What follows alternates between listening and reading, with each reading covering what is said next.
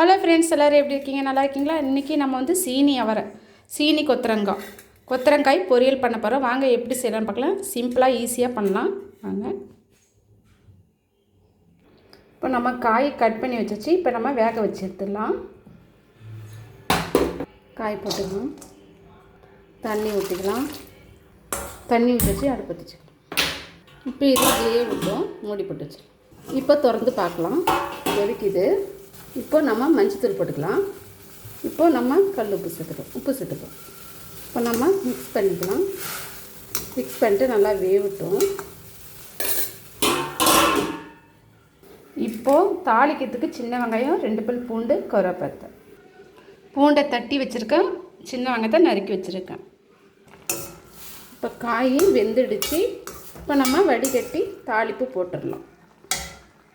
இப்போ காய் வடிகட்டி எடுத்து வச்சிச்சு. இப்போ நம்ம தாளிப்பு போட்டுடலாம். இப்போ எண்ணெய் ஊற்றிக்கலாம்.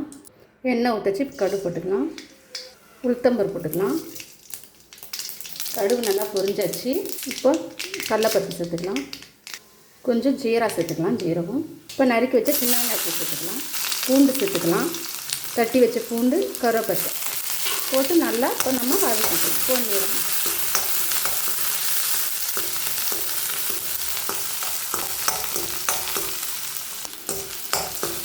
வெங்காயத்தை நல்லா வதக்கிக்கலாம்.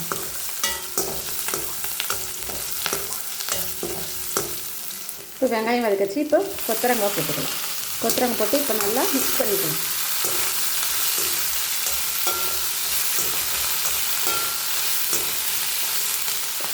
வேக வைக்கும்போது சால்ட் சேர்த்துருக்கோம். இப்போ தேவையான உப்பு போட்டுக்கலாம். உப்பு போட்டாச்சு. இப்போ நம்ம மிக்ஸ் பண்ணிக்கலாம். இப்போ மிளகாய்த்தூள் சேர்த்துக்கலாம். குழம்பு மிளகாய்த்தூள், வேறு எதுவும் இல்லை, குழம்பு மிளகாய்த்தூள் தான் போட்டு நல்லா நம்ம மிக்ஸ் பண்ணிக்கலாம். அவ்வளோதான், பொரியல் ரெடி ஆகிடுச்சு. இப்போ கேஸ் அடுப்பை ஆஃப் பண்ணியாச்சு. அவ்வளோதான் ஃப்ரெண்ட்ஸ். ஒரு வாட்டி இந்த பொரியலை ட்ரை பண்ணி பாருங்கள். சூப்பராக இருக்கும், அட்டகாசமாக இருக்கும்.